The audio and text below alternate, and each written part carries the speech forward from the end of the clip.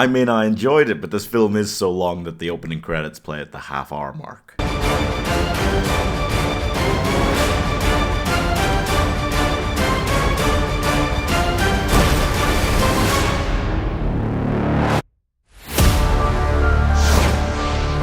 Do not consider him dead until you have driven a wooden stake through his beating heart.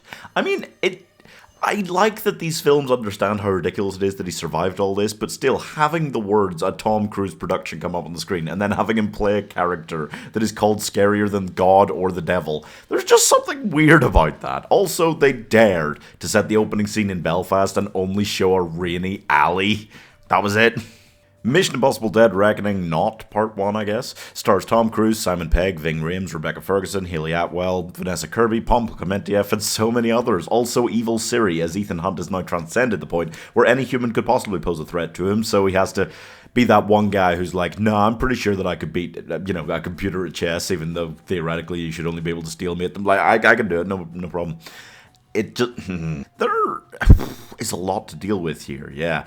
I feel like it is definitely on the level of the later films in this franchise, the kind of from Ghost Protocol onwards, I feel like it's on that level, but it's probably the weakest of that set.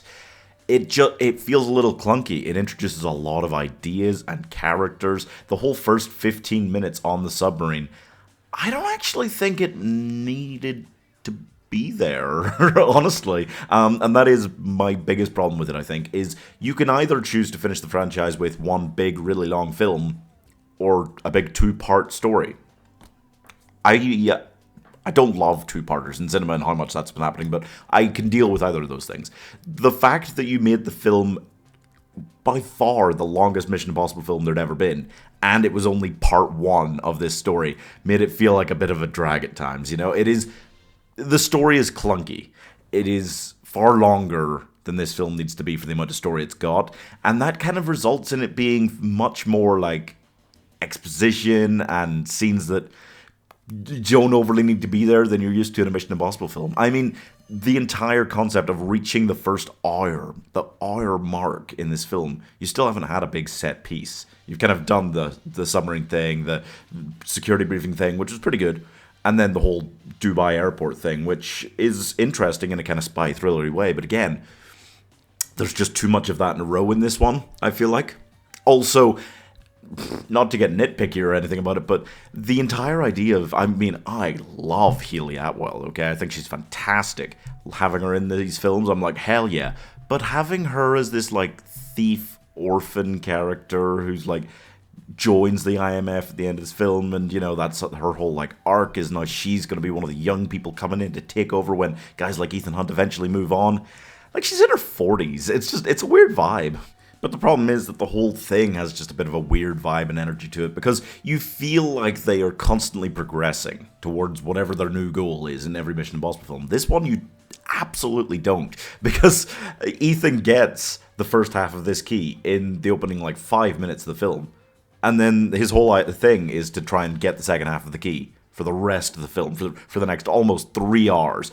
And he spends the first hour plus just trying to get his half of the key back when Chris decides to steal it.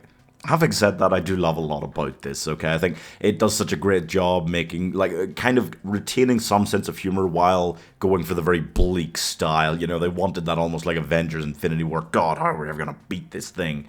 And as much as an AI villain does work really well in some ways, and the whole anti-AI message is very interesting and topical, it doesn't really give you the face-to-face showdown that you really want, between Ethan and the villain. And you do have Gabriel as the kind of human face on that, but they don't even really explain how his backstory and Ethan's relate.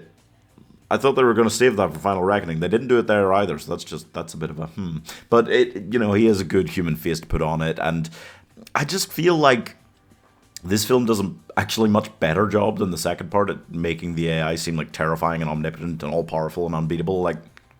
Meh. There's a lot of back and forth between the two parts of this that I could talk about, but I feel like this one, it's just a little bit clunkier, a little bit slower, bit too long compared to some of the other, Ghost Protocol or Fallout or anything like that. And I do think, if you look at the kind of 4 films there from 4 to 7 in this franchise, this is definitely the weakest for me. Which is a shame, because I was so hyped up for a big 2-part finale. And then I went into this one and I was like, coming out going, yeah, not quite where I was hoping it would be. But it is still great. It is still a great watch. Can't emphasize that enough. So I'm giving There's Never Been a More MacGuffin-y MacGuffin than that goddamn key. 4.5 stars. And it's almost such a shame in a long-running franchise like this to just voluntarily have one film that is just a drop in quality. And you're always going to do that. Harry Potter did that. Hunger Games did that. Part 1 of the finales for these are all, like, pretty much as bad a film as it gets in those franchises.